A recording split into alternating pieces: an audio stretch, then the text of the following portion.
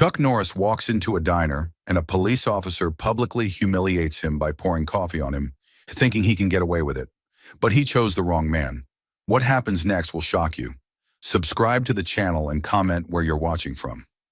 Chuck Norris turned off the highway without any particular thought, guided less by hunger than by habit. Long stretches of road had taught him that the body often noticed what the mind ignored, and the quiet pull toward the small diner ahead felt familiar.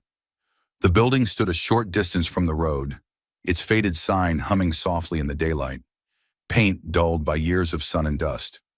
A few cars were scattered across the parking lot, a pickup with mud-caked tires, a family minivan with toys pressed against the rear window, a long-haul truck idling near the edge. Nothing unusual, nothing worth remembering. That more than anything was what made places like this dangerous. He parked, cut the engine, and sat for a moment with one hand resting on the steering wheel. The day was clear, sunlight pressing down in a way that made every color seem honest and unfiltered. No storm clouds, no warning signs. Just another stop on the road. Chuck stepped out, adjusted his hat against the glare, and walked toward the entrance with an unhurried pace that suggested he belonged anywhere he chose to be. The bell above the door announced him as he entered. Warm air, thick with the smell of coffee and grilled meat, wrapped around him immediately. The diner was alive with low noise, cutlery tapping against plates, a radio murmuring somewhere behind the counter, fragments of conversation blending into a steady hum. Red leather booths lined the walls, their surfaces worn smooth by countless customers. Metal tables reflected the sunlight streaming through large front windows, creating small flashes of brightness whenever someone moved. Chuck paused just long enough to take in the room. It was not a conscious scan, not the exaggerated assessment of a man looking for trouble. It was something older and quieter, a habit etched into muscle memory. He noted the exits without counting them. He felt the spacing between tables. He registered the way the sunlight fell across the floor and where it left shadows untouched. Only then did he move toward a table. He chose a seat near the middle of the diner, not against the wall and not by the window. From there, he could see the entrance, the counter, and most of the booths without appearing to watch anyone in particular.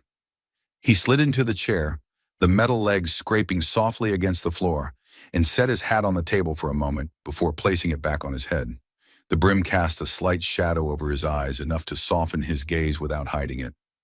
A waitress approached, her movements efficient but tired, the practiced smile on her face never quite reaching her eyes. She took his order, scribbling quickly, and moved on before he could say anything more. Chuck rested his forearms on the table and let his attention drift. There was no rush, no expectation. This was supposed to be a simple pause in the day. The diner filled itself in around him. A pair of teenagers shared a booth near the back, laughing too loudly over milkshakes. An older man sat alone with a newspaper, reading the same page again and again without turning it. A woman with a small child adjusted napkins and whispered reminders in a tone worn thin by repetition.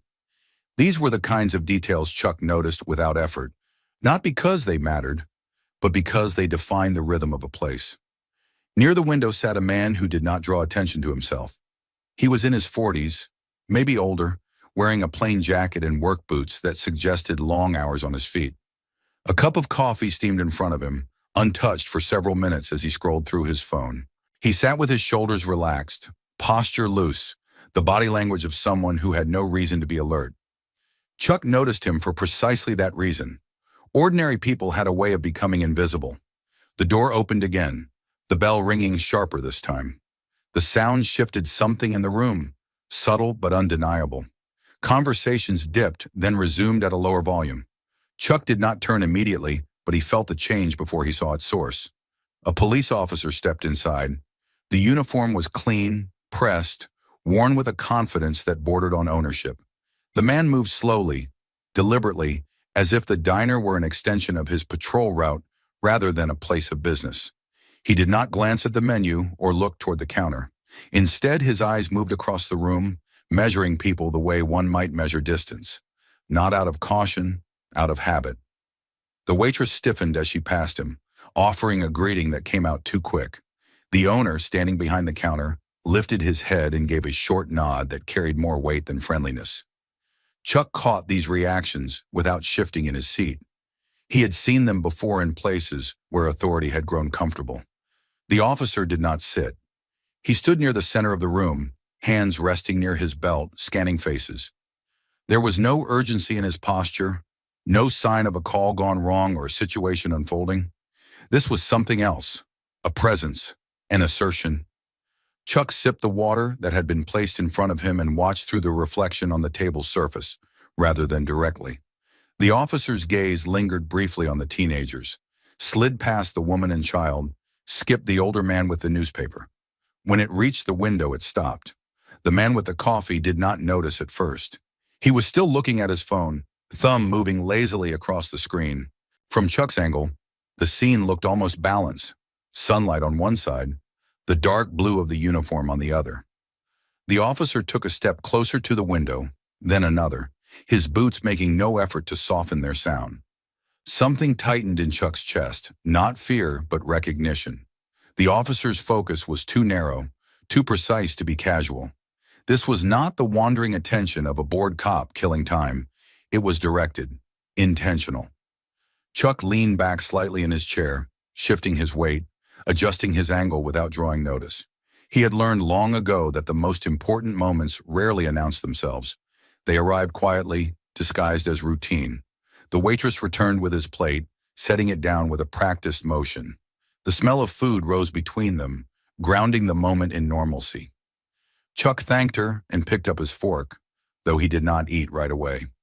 His eyes stayed on the room, his senses tuned to the subtle currents beneath the surface calm.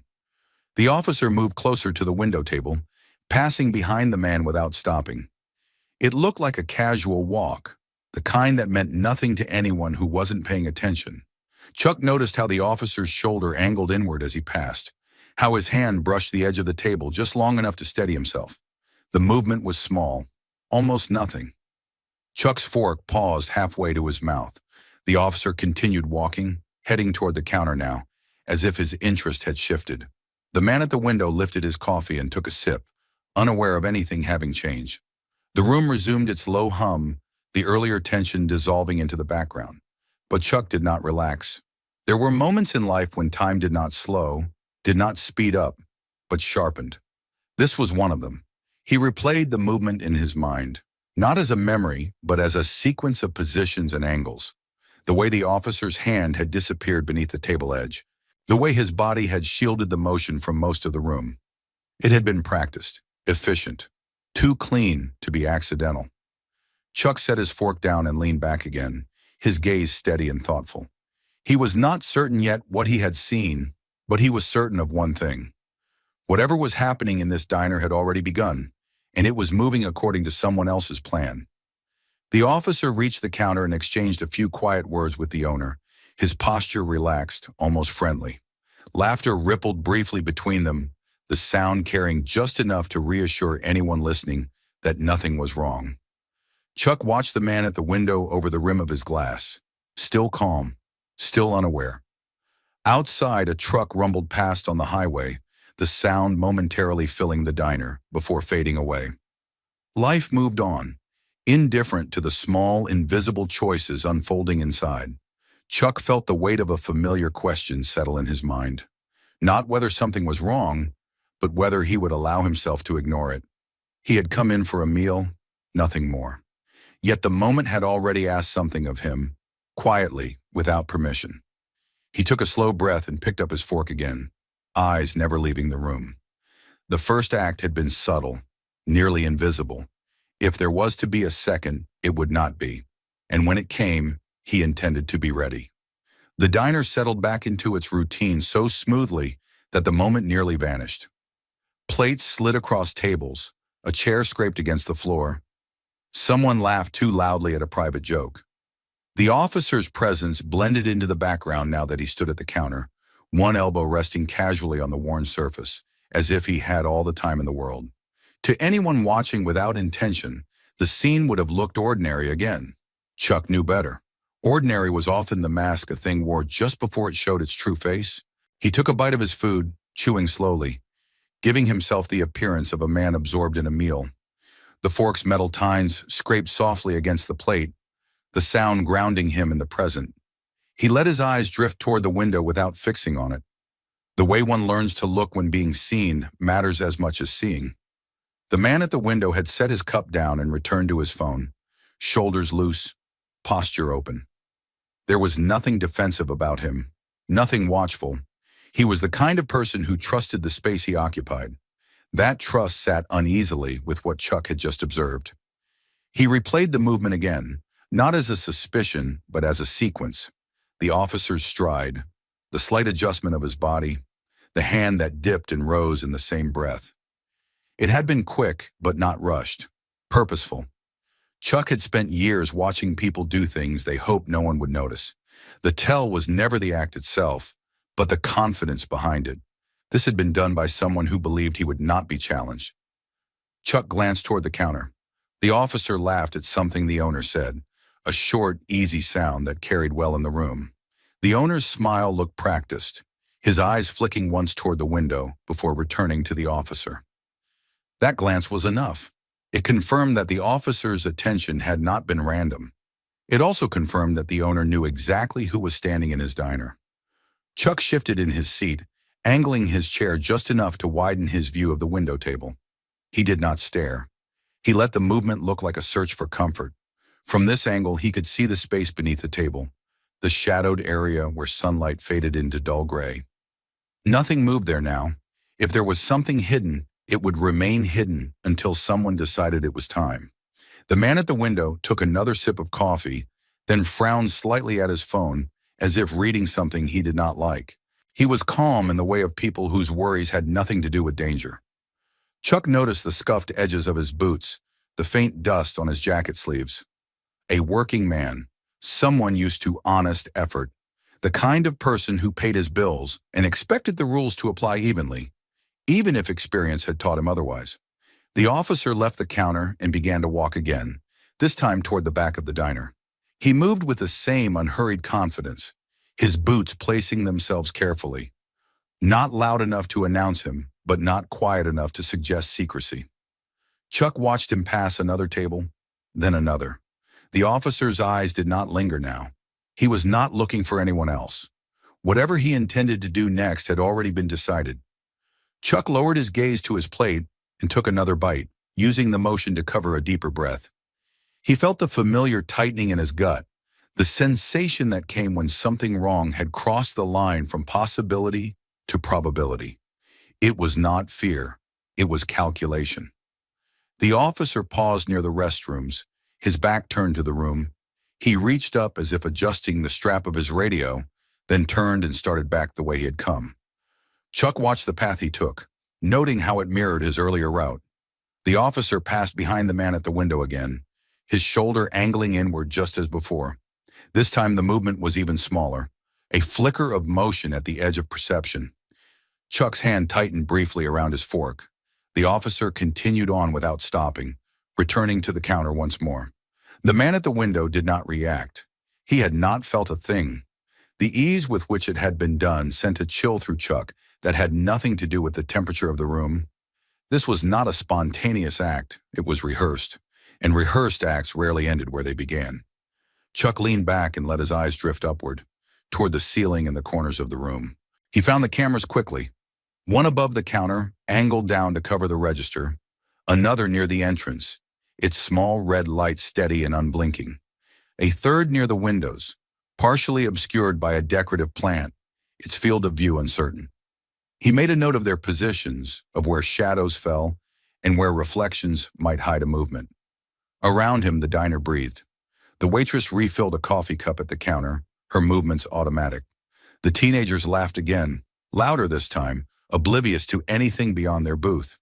The older man turned a page of his newspaper, the rustle brief and soft. Life went on, and that was exactly what made what was happening possible. Chuck's gaze returned to the man at the window. The man had set his phone aside now and was staring out at the road, eyes unfocused. The sunlight caught the side of his face, highlighting the lines around his eyes, the kind that came from squinting into the distance more than from smiling. He looked like someone waiting for something, though he might not have known what. The officer finished his coffee at the counter and placed the cup down with a soft clink. He did not ask for a refill. He did not reach for his wallet. Instead, he turned and faced the room fully for the first time since entering. His eyes swept across the tables, slow and deliberate. When they reached Chuck, they paused. It was only for a moment, but it was enough. The officer's gaze held Chuck's, not with curiosity, but with a flat assessment. Chuck did not look away. He did not stare. He let his expression remain neutral, his posture relaxed. The two men measured each other in silence, the exchange invisible to everyone else. Then the officer's eyes moved on, returning to the window. Chuck felt the weight of that glance settle into place. He had been noticed, not as a threat yet, but as a variable. The officer stepped away from the counter and began walking toward the window table again, this time with a different energy. His shoulders were squared now, his steps more pronounced. He reached the table and stopped, standing just close enough to cast a shadow over the man's phone. The man looked up, startled, confusion flickering across his face. Chuck did not hear what was said. The noise of the diner swallowed the words. He did not need to. He watched the body language instead. The officer's stance was casual but dominant, feet planted wide, hands resting near his belt. The man at the window stiffened slightly, his shoulders rising as if bracing against a sudden cold. The officer bent down, his head dipping toward the table. His hand moved beneath the edge, fingers searching, then closing around something unseen. He straightened slowly, his expression shifting into one of mild surprise. He held his hand out, palm up. Whatever lay there was small enough to be concealed, large enough to matter. The officer's voice carried now, louder than before, cutting through the ambient noise. Heads turned. Conversations stalled. The teenagers went quiet. The waitress froze mid-step, her tray tilted slightly. The officer lifted his hand higher, displaying his find as if presenting evidence. Chuck's stomach tightened, but his face did not change. This was it, the second act, just as he had expected. The man at the window shook his head, his mouth opening and closing as if words were failing him. He looked around, eyes searching the room, landing briefly on Chuck without recognition. He did not know who Chuck was. He did not know that someone else had seen what he had not. The officer's posture grew more assertive as he spoke, his voice filling the space with authority. He gestured toward the man, then toward the object in his hand, constructing a narrative piece by piece. Chuck watched the faces around him shift from curiosity to discomfort. People leaned back in their seats, creating space, as if distance could absolve them of responsibility. Chuck's mind worked quickly, assembling the elements into a clear picture. The timing, the placement, the confidence. This was not a mistake or a misunderstanding. It was a routine, a method, and it depended entirely on silence. He glanced once more at the cameras, noting the angle of the one near the window. If it was working, it might have captured the officer's path, or it might not. He could not be certain. He glanced at the diners closest to the window, cataloging who had been looking up at the right moment, who might have seen the officer pass behind the table. The officer reached for his handcuffs. The metallic click as they came free from his belt sounded far louder than it should have. The man at the window recoiled, hands lifting instinctively, palms open. His chair scraped backward as he stood, knocking lightly against the table behind him. The officer stepped closer, closing the distance with practiced ease. Chuck set his fork down carefully. He did not stand. Not yet. He did not speak. He let the moment stretch, let the room absorb the weight of what was happening. He knew from experience that timing mattered as much as intent. Too early, and the truth sounded like interruption. Too late, and it became excuse. The officer's hand closed around the man's wrist. That was when Chuck felt the decision settle fully into place. Not as an impulse, but as a recognition of necessity. The line had been crossed quietly without drama, and that was precisely why it could not be ignored. He had not come here looking for trouble. He had not planned to intervene. But the moment had asked its question, and silence had ceased to be an option. Chuck pushed his chair back and stood, the sound of metal on tile cutting cleanly through the room. Heads turned again, attention shifting toward him now. He adjusted his stance, grounding himself, and took a single step forward. The officer's head snapped up, his eyes narrowing slightly as he noticed the movement. The diner held its breath. The small movement had become something much larger, and there was no turning back. The sound of Chuck's chair scraping back across the floor did not stop the officer's movement, but it changed the air in the room. The officer's hand remained closed around the man's wrist, his grip firm enough to hurt, but not yet brutal. It was the kind of hold meant to establish dominance, not restraint. The man at the window stiffened, eyes wide, breathing shallow, caught between confusion and fear. He looked around again, searching for something solid to hold on to, some explanation that would make the moment make sense. Chuck took another step forward, slow and deliberate. He did not rush. He did not raise his voice. The restraint in his movement was intentional. He knew that in moments like this, speed often worked against the truth. People remembered calm. They remembered who did not panic. The officer finally turned his head fully toward Chuck.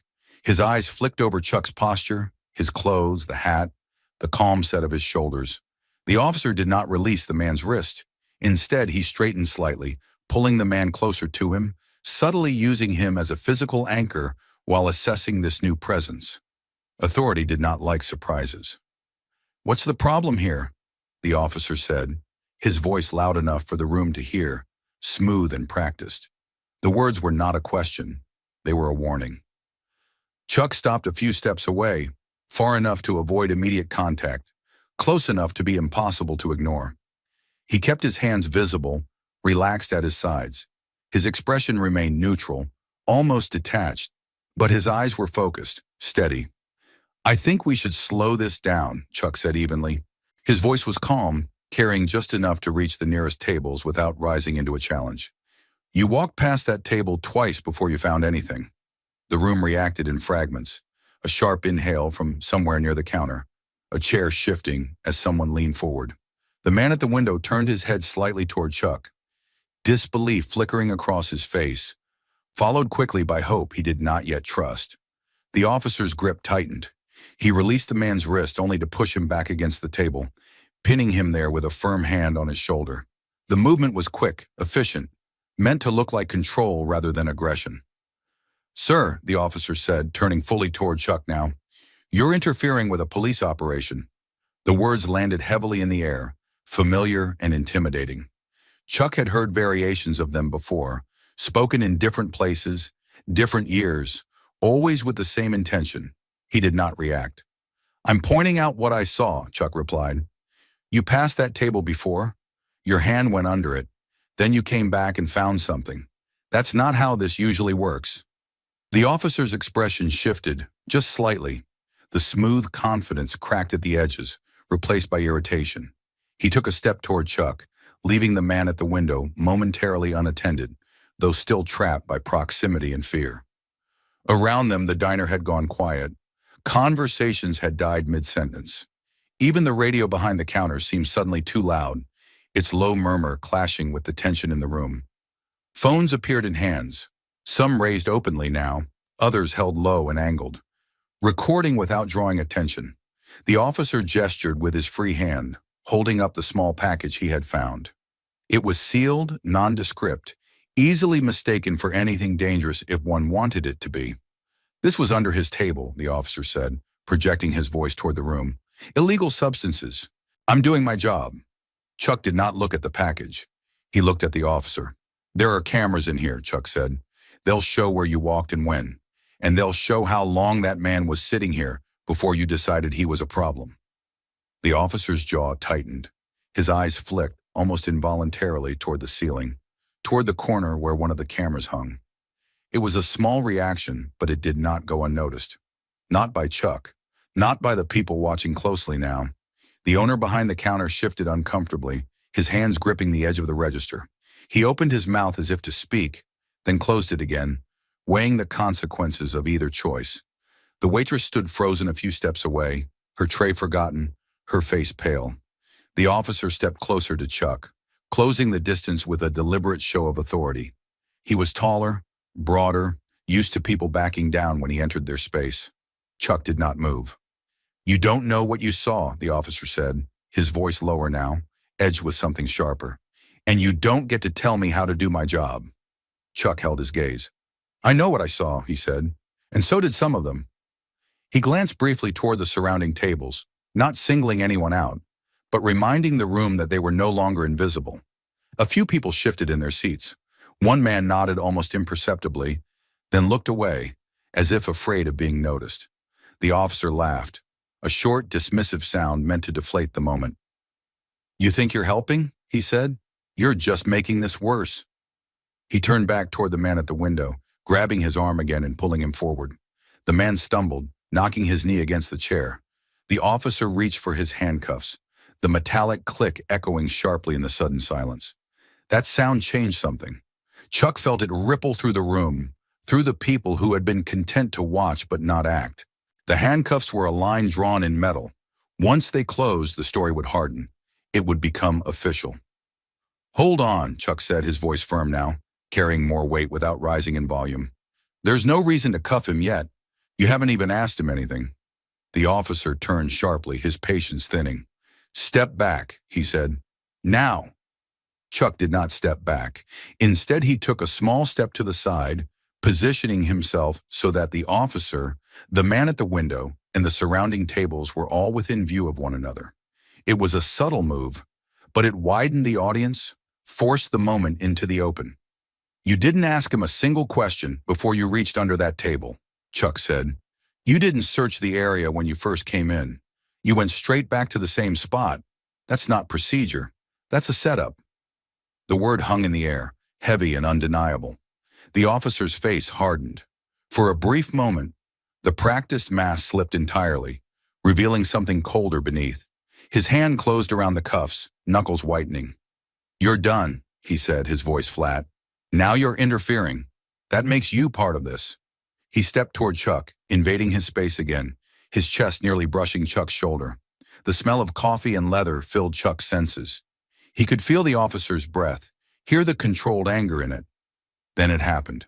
The officer lifted his coffee cup, still half full, as if to move it out of the way. The motion was exaggerated, careless in appearance, but precise in execution. The cup tilted.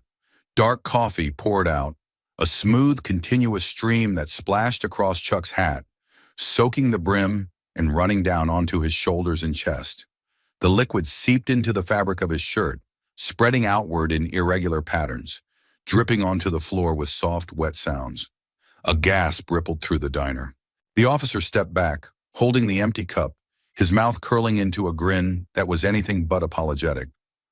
"Oops," he said, loud enough for everyone to hear. "Accident." Chuck stood still, coffee dripping from the edge of his hat, his shirt clinging slightly to his skin. He did not flinch. He did not wipe his face. He did not react the way the officer expected. The room watched, stunned by the deliberate humiliation, by the audacity of it. The teenagers stared wide-eyed. The waitress covered her mouth with one hand. Phones rose higher now, no longer hidden. The officer laughed again, longer this time, feeding on the reaction. "You gonna make a problem out of that too?" he asked. Chuck lifted his hand slowly and removed his hat, setting it carefully on the table beside him. Coffee pooled beneath it, spreading across the metal surface. He looked at the officer, his expression unchanged, his eyes calm and clear. "You just crossed a line," Chuck said quietly. The officer's grin faded slightly, replaced by a flicker of something like uncertainty. He straightened, squaring his shoulders, and reached for his cuffs again. "I'm placing you under arrest for interfering with a police investigation," he said, his voice loud and official. "Turn around." He stepped closer, his hand moving toward Chuck's wrist. His other hand hovered near his belt, close to the holster, a subconscious gesture that spoke volumes. In that instant, everything converged. The planted evidence, the frightened man at the window, the watching crowd, the cameras, the coffee still dripping from Chuck's clothes, the officer's hand inching toward his weapon. Chuck felt the moment tighten, compressing into something sharp and dangerous. He knew with absolute certainty that if the cuffs closed, the truth would be buried. If the officer's hand reached the holster, the risk would become deadly. This was no longer about humiliation or pride. It was about stopping something that had already gone too far. Chuck shifted his weight slightly, grounding himself, his senses narrowing. The room seemed to pull back, every sound dulling except the steady rhythm of his own breathing. The officer lunged forward, reaching for Chuck's arm, and in that instant, The quiet diner crossed into a different kind of story, one where silence was no longer an option, and restraint would be measured not by patience, but by necessity. The officer's hand closed around empty air as Chuck shifted just enough to break the reach. It was not a dramatic movement, barely visible to anyone not trained to notice it, but it forced the officer to reset his balance. That small interruption mattered. It bought a breath. It bought time. Chuck did not step away. He did not raise his hands in surrender, nor did he square up as if preparing for a fight. He remained exactly where he was, body relaxed, posture open, his movements measured and deliberate. Coffee continued to drip from the hem of his shirt, dark spots spreading slowly across the floor tiles, an unignorable reminder of what had just happened. The officer froze for half a second, surprised not by resistance but by the absence of fear. Most people flinched. Most people shrank when authority leaned in close. Chuck did neither. His stillness unsettled the moment more than any shout could have. "Sir," the officer said again, louder now, his voice sharpened by irritation. "Turn around. Now." Chuck met his eyes, calm and steady. "Before you do anything else," he said evenly, "you should slow down." The words were simple, almost gentle, but they landed hard. The officer scoffed, but his forward momentum stalled. Around them, the diner held its breath. The room no longer felt like a public place. It felt like a courtroom without walls. "You already found what you were looking for," Chuck continued, his voice carrying without strain. "So there's no emergency, no threat, no reason to rush." The officer glanced toward the man at the window, still pinned between fear and disbelief, then back at Chuck. "You don't get to decide that." "I'm not deciding," Chuck replied. "I'm observing. You walked past that table twice before you found anything. You didn't search the area. You didn't ask questions. You didn't establish probable cause in front of anyone here."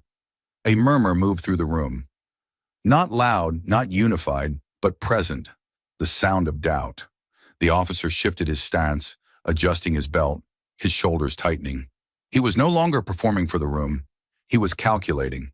Chuck could see it in the way the man's jaw worked, in the way his eyes flicked briefly toward the ceiling again, toward the cameras. "Step back," the officer said. "You're interfering." Chuck did not raise his voice. "There are cameras here," he said calmly. "They'll show the order of events. They'll show where you walked and when. They'll show how long that man sat here without issue."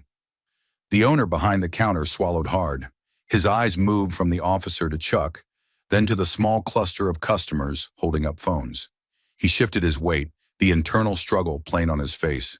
This diner had survived on keeping its head down. Trouble was bad for business, but lies were worse. The officer turned slightly, angling his body to block the view between Chuck and the man at the window. It was an instinctive move, one meant to reassert control. He pointed at the small package still clenched in his fist.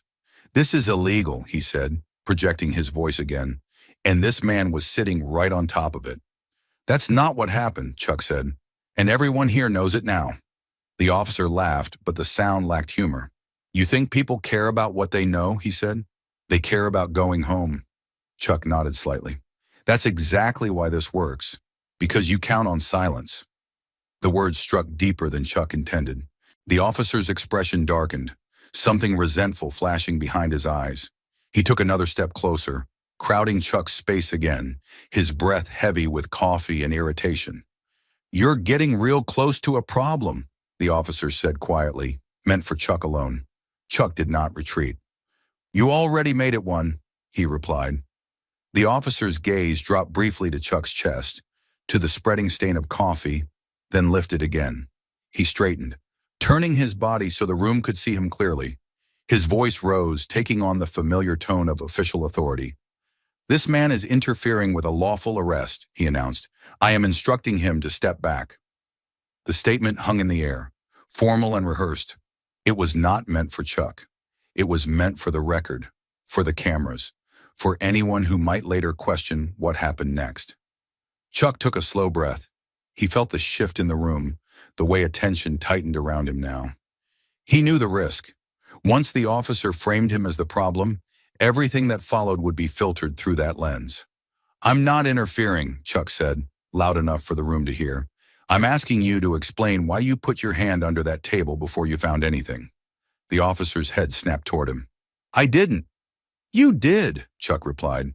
And at least 3 people here saw you walk past that table before you came back. All eyes turned unconsciously toward the tables closest to the window. A man in a baseball cap shifted uncomfortably. A woman pressed her lips together, then nodded once, small but visible. The weight of shared observation began to tip the balance. The officer felt it. He felt the narrative slipping.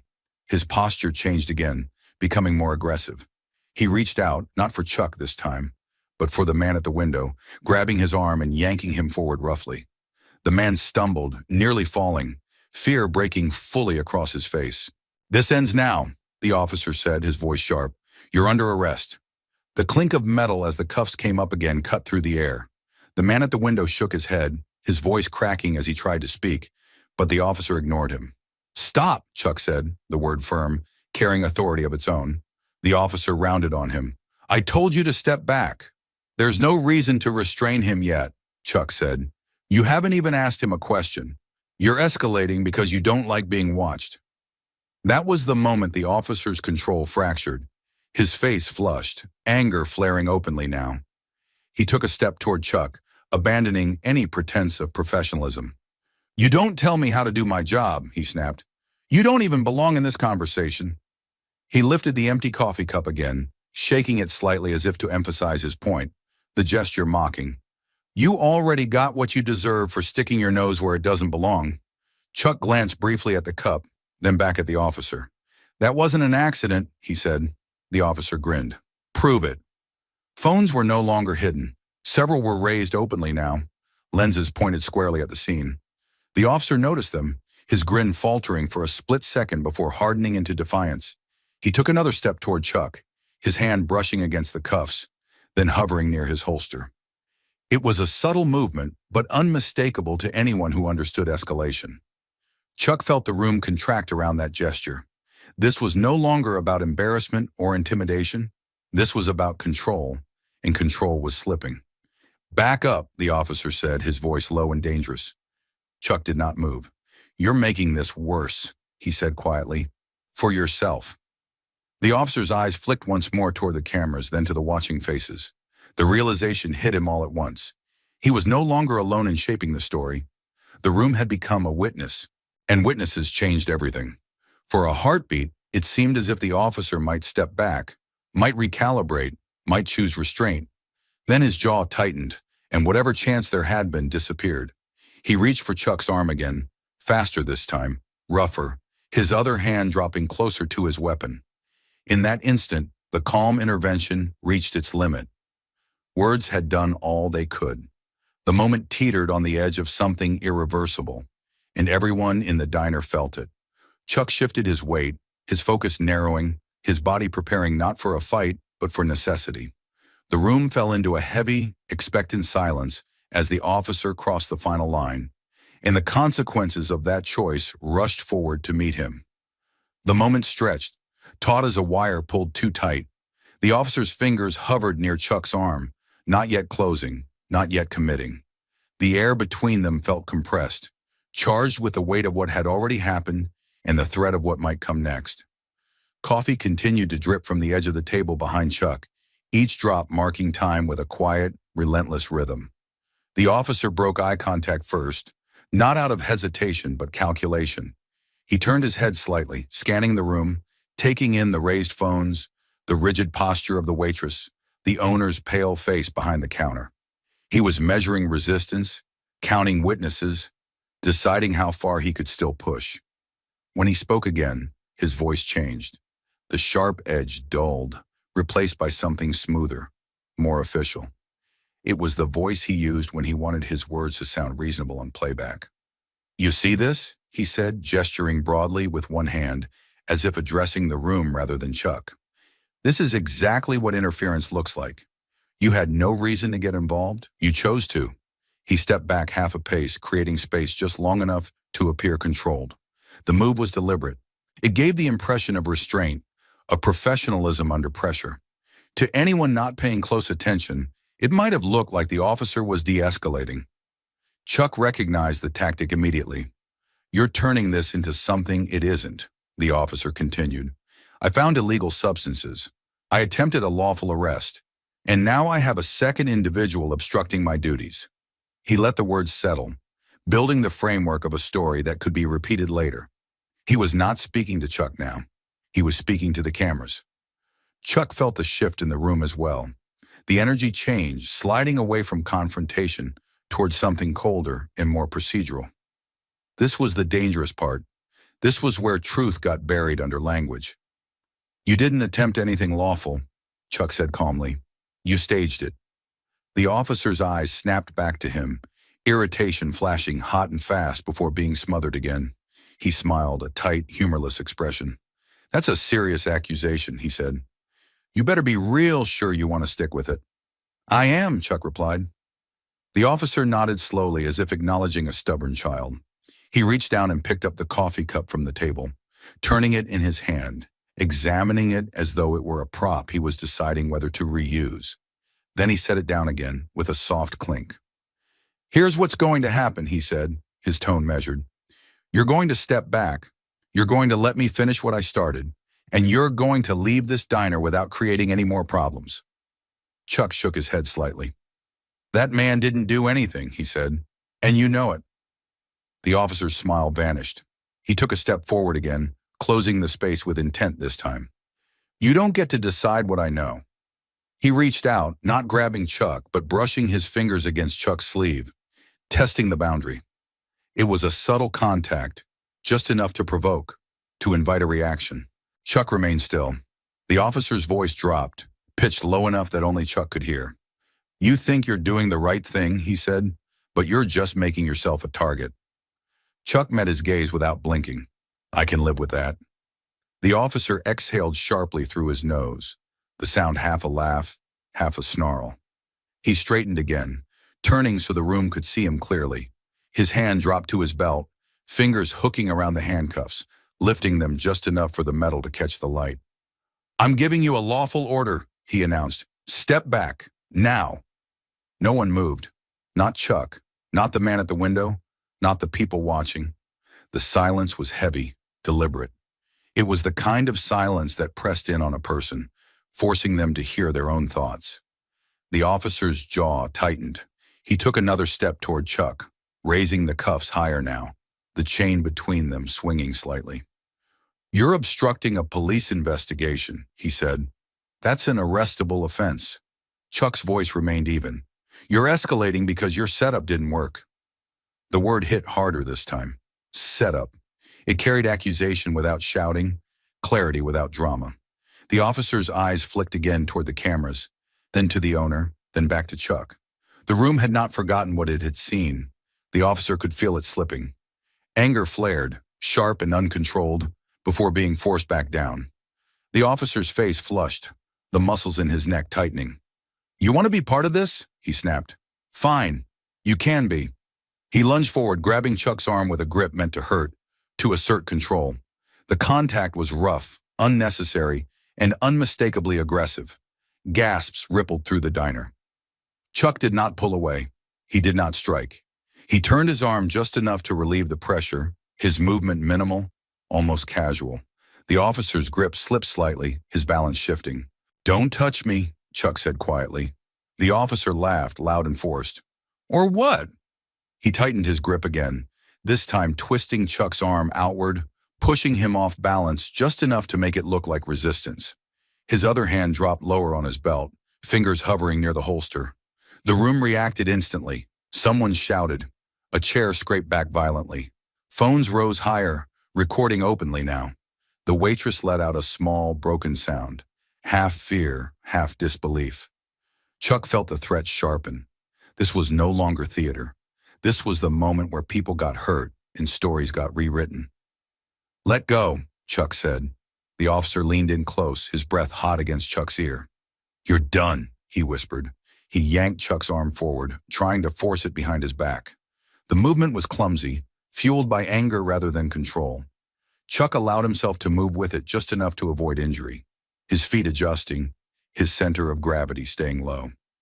Stop, Chuck said again, louder now, not as a plea but a warning. The officer ignored it. His hand slid closer to the holster, thumb brushing the edge as if reassuring himself it was there. The gesture was small but unmistakable, a promise of escalation, a line being crossed. Chuck saw it, felt it, understood the implications immediately. If the officer drew his weapon, even partially, everything would change. Fear would explode into panic. Someone might get shot. The truth would be lost in chaos. This was the moment the officer had been building toward, whether he realized it or not. A provocation designed to force Chuck into a mistake, into a reaction that could be labeled aggression. The coffee, the cuffs, the grip, the threat of the weapon, each step carefully placed, even if the officer believed himself justified. Chuck took a slow breath, grounding himself. He felt the weight of every eye in the room, the responsibility of every phone recording.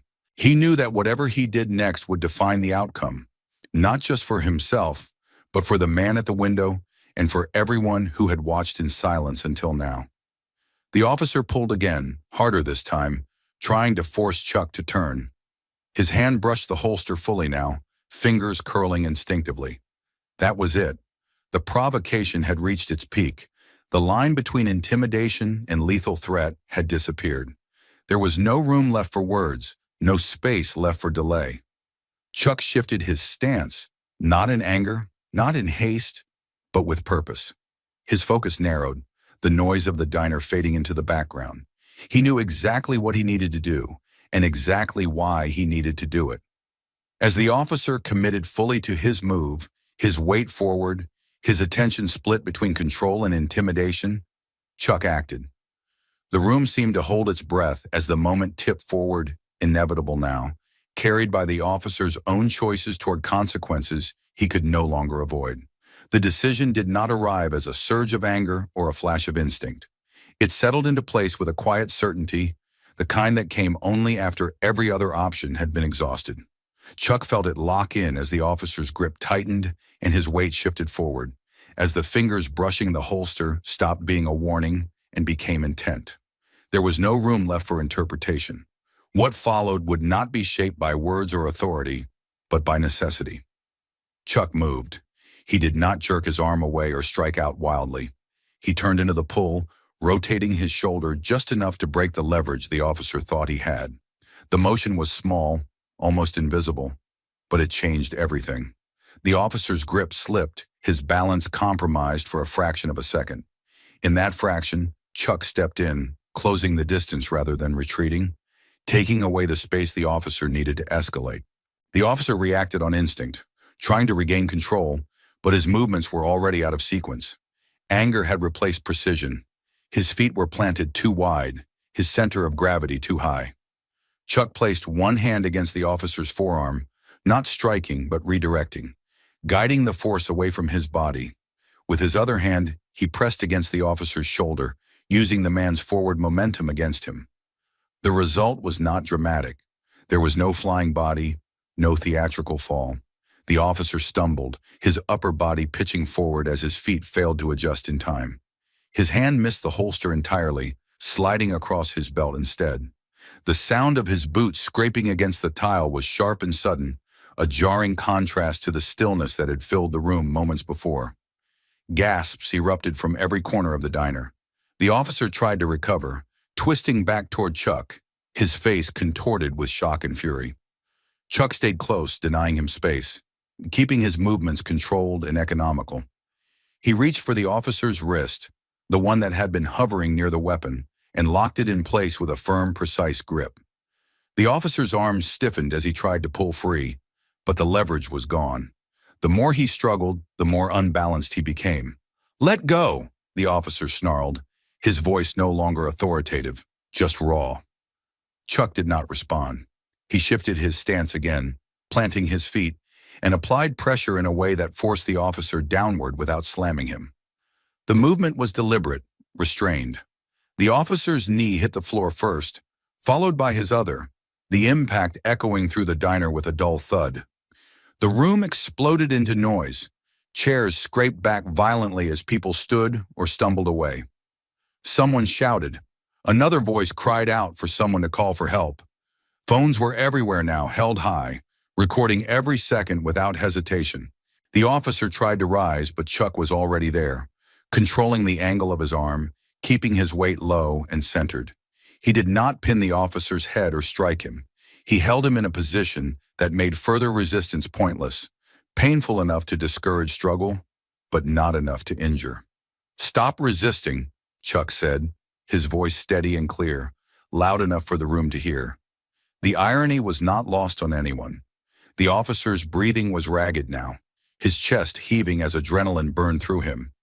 He twisted again, attempting to roll, but Chuck adjusted with him, maintaining control.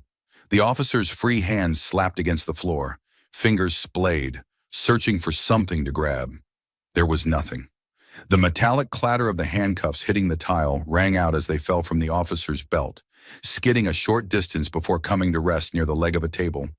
The sound was unmistakable, final in a way words were not.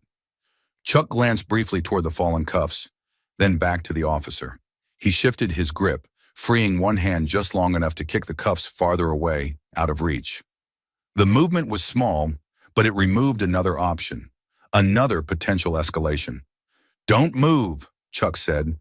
The officer froze, his body trembling with the effort of holding still. His face was flushed, deep red now, eyes wide and unfocused, the confidence that had carried him into the diner stripped away. He looked less like an authority figure, and more like a man who had miscalculated badly. Around them, the diner had transformed into something else entirely. The teenagers stood pressed against the wall, eyes huge. The older man with the newspaper had risen halfway from his seat, paper forgotten, his mouth slightly open. The waitress leaned against the counter, one hand braced on the surface to keep herself upright. The owner had come out from behind the counter, stopping several feet away, torn between fear and responsibility. The man from the window stood frozen near his table, hands still raised, staring at the scene unfolding before him, as if he could not quite believe it was real. His eyes were fixed on Chuck, a mixture of disbelief and relief flickering there, emotions he had not allowed himself to feel only moments earlier. The officer spoke again, his voice hoarse. "You assaulted an officer," he said, the words sounding thin even to his own ears. Chuck did not look at him. He looked up, addressing the room. "He tried to restrain me without cause," he said calmly, "and he reached for his weapon." Several voices answered at once. "He did. I saw it. He grabbed him first." The words overlapped, messy and imperfect, but real. The sound of people finding their voices after holding them too long. Chuck kept his hold steady, his posture unchanged. He did not press his advantage. He did not escalate further. He waited, listening for the distant sound of sirens, for the inevitable arrival of others who would have to decide what to do with what they saw. The officer stopped struggling entirely now, his body slackening as the reality of the situation set in. He lay still on his knees, one arm controlled, his other palm flat against the floor. Sweat beaded along his hairline, darkening the fabric of his uniform. The room smelled of coffee, fear, and something else now, something sharp and electric. Adrenaline. "Call it in," Chuck said to no one in particular. The owner nodded stiffly and turned toward the counter, fumbling for the phone. Someone else was already dialing on their mobile, speaking quickly, breathless, explaining that there had been an incident, that an officer was down, that people were recording everything. Chuck felt the tension in his own body begin to ease slightly, though he did not relax his grip. He was acutely aware of how this looked, of how fragile the moment was. A single misstep now could undo everything. He needed witnesses. He needed calm. He needed the next moments to unfold without panic. The officer swallowed hard. "You think this ends well for you?" he muttered. Chuck leaned in just enough for the officer to hear him clearly. "It already did," he said, "the moment you reached for your gun." Footsteps echoed outside, hurried and uneven. Someone had come out of the diner to flag down help. The sound of distant sirens began to bleed into the edges of awareness, faint but unmistakable. Chuck shifted his weight slightly, easing the pressure just enough to signal that the struggle was over, that there was no need for further force. The officer did not move. He did not try. The fight had drained out of him, replaced by something closer to resignation. The man at the window finally lowered his hands, his knees trembling as he leaned against the table for support. He drew a shaky breath, eyes still locked on Chuck, as if afraid that looking away might cause the moment to vanish. The sirens grew louder. Chuck stayed exactly where he was, holding the officer in place, his gaze calm, his breathing steady. He did not look triumphant. He did not look angry. He looked like a man who had stepped into the space between danger and consequence and refused to move. Outside, tires crunched on gravel. Doors slammed. Voices called out. The diner waited, suspended between what had happened and what would happen next, knowing that the truth, for once, had not been allowed to slip quietly into the cracks. The first patrol car arrived with its lights on, but its sirens silent, as if even the sound itself sensed that meaning had already settled inside the diner. Tires crunched on gravel outside, followed by the heavy thud of doors opening and closing. Voices carried through the glass, clipped and professional, unaware yet of how fragile the next moments would be. Chuck did not release his hold when the door opened. He did not tighten it either. He stayed exactly as he was, one knee close to the floor, his weight balanced, his grip firm but controlled. The officer beneath him remained still, his earlier resistance gone, his breathing uneven but no longer frantic. The fight, such as it had been, was over. What remained was interpretation. Two officers entered first. They paused just inside the doorway, taking in the scene in silence. Their eyes moved quickly, trained to read situations in fragments. A uniformed officer on his knees restrained, a civilian holding him. Phones raised in nearly every direction, coffee spilled across a table and dripping onto the floor. A man standing near the window with his hands still half lifted, as if his body had not yet accepted that the danger had passed. For a moment, no one spoke. "Easy," one of the officers said finally, his voice measured, palms open as he took a step forward. "Let's all slow this down." Chuck looked up, meeting the man's eyes. He did not rise. He did not release his hold yet. "He tried to detain me without cause," Chuck said calmly, and he reached for his weapon. The words landed heavily, not as an accusation, but as a statement of fact. The officer who had spoken nodded once, absorbing them without visible reaction. His gaze dropped briefly to the restrained officer's belt, to the slightly shifted holster, to the cuffs lying several feet away near the table leg. "I need everyone to stay where they are," the officer said, turning his head to address the room. "Nobody leave. We're going to figure this out." A third officer entered, older than the others, his movements slower but more deliberate. His eyes took longer to travel, but when they did, they missed nothing. He stopped near the counter, exchanging a brief glance with the owner, then with the waitress, then with the cluster of customers holding their phones. "How many cameras in here?" he asked. "3," the owner replied, his voice tight. "All on." The older officer nodded again, as if that confirmed something he had already suspected. He looked back toward Chuck. "You can let him go now," he said. "We've got it from here." Chuck held his position for a heartbeat longer, then slowly eased the pressure, stepping back with deliberate care. He rose to his feet, keeping his hands visible, taking one step away from the officer on the floor. The restrained officer did not move. Another patrolman knelt beside him immediately, securing him with practiced efficiency, this time with restraint that followed protocol rather than impulse. As the cuffs closed around the officer's wrists, the sound carried differently than before. This time, it did not feel like a threat. It felt like an ending. The room exhaled. Voices began to overlap, tentative at first, then more confident.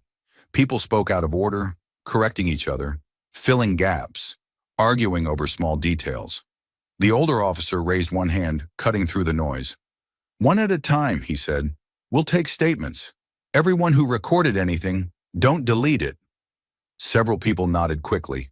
Phones were lowered but not put away, held like proof rather than weapons now. The waitress sank into a nearby chair, her hands trembling as the adrenaline drained from her system. The teenagers whispered to each other, eyes wide, replaying the moment over and over in their minds. The man from the window finally moved. He lowered his hands completely and sat down heavily, as if his legs had only just remembered how to function. He stared at the table in front of him, then at the empty space beneath it, then at Chuck. His lips parted, but no words came out. Instead, he nodded once, a small, grateful gesture that carried more weight than speech. The officer who had been restrained was pulled to his feet by two of his colleagues. His uniform was rumpled now, stained at the knees, the sharp lines of authority blurred by sweat and shock. He avoided looking at anyone, his jaw clenched, his eyes fixed somewhere beyond the room. Whatever story he had planned no longer belonged to him. The older officer watched him carefully, his expression unreadable. "We'll sort this out at the station," he said. "Badge and weapon will be logged." That sentence, spoken quietly, sent a ripple through the diner. It was not dramatic. It was not a declaration of guilt. But it was enough. It signaled that this would not be brushed aside in the parking lot, that there would be records, questions, time. One of the younger officers approached Chuck, a notebook in hand. "Sir, I'm going to need your name and a statement." Chuck nodded. He gave his name calmly, clearly, answering each question without embellishment. He described what he had seen, when he had seen it, and what had happened afterward. He did not speculate. He did not accuse. He recounted the sequence as it had unfolded, knowing that truth did not need urgency to be convincing. As he spoke, the officer wrote quickly, occasionally glancing up to match words to posture, tone to demeanor. When Chuck finished, the officer nodded once, respectful despite himself. "We'll be in touch," he said.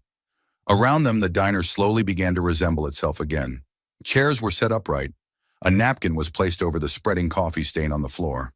The radio was turned off completely, the silence now easier to bear than background noise. Outside, additional patrol cars idled, their presence steady but no longer intrusive. The owner approached Chuck hesitantly. "You didn't have to do that," he said quietly. "Most people wouldn't have." Chuck shook his head slightly. "Someone had to," he replied. The owner nodded, swallowing hard. "Coffee's on the house," he added, then paused, glancing at Chuck's stained shirt. "And whatever else you need." Chuck offered a faint smile. "I'm good." The man from the window stood again, this time more steadily. He took a step toward Chuck, stopping a respectful distance away. "I don't know what would have happened if you hadn't spoken up," he said, his voice rough. "Thank you." Chuck met his eyes. "Just tell the truth when they ask," he said. "That's how this sticks." The man nodded firmly. "I will." One by one, statements were taken. Phones were cataloged. Camera footage was secured. The older officer oversaw it all, his presence calm and unyielding. There were no raised voices now, no displays of dominance. The system, imperfect as it was, had been forced to look at itself in the light. When it was over, when the last question had been asked and the last note taken, Chuck found himself standing near the door again. The afternoon sun streamed in through the glass, unchanged by what had happened inside. The road outside looked the same as it had when he arrived. He paused with his hand on the door, taking one last look at the diner, at the people, at the space where silence had nearly won. Then he stepped outside. The air felt cleaner, cooler. He walked to his car without hurry, his movements unremarkable, his presence already fading back into anonymity. Behind him, the diner would return to routine. But something had shifted. A line had been drawn, however faint, and for once it had held. Chuck started the engine and pulled back onto the highway, the building shrinking in his rearview mirror. He did not feel victorious. He did not feel burdened. He felt something quieter, steadier. Sometimes justice did not arrive with speeches or grand gestures. Sometimes it took the form of a man who refused to look away, who stood still when he was told to step back, who understood that the most important battles were often fought in ordinary places over small movements that were meant to go unnoticed. And sometimes that was enough. If this story kept you hooked, make sure to subscribe to the channel so you don't miss the next one. Watch our other videos for more intense stories like this. And don't forget to share this video with someone who needs to see it.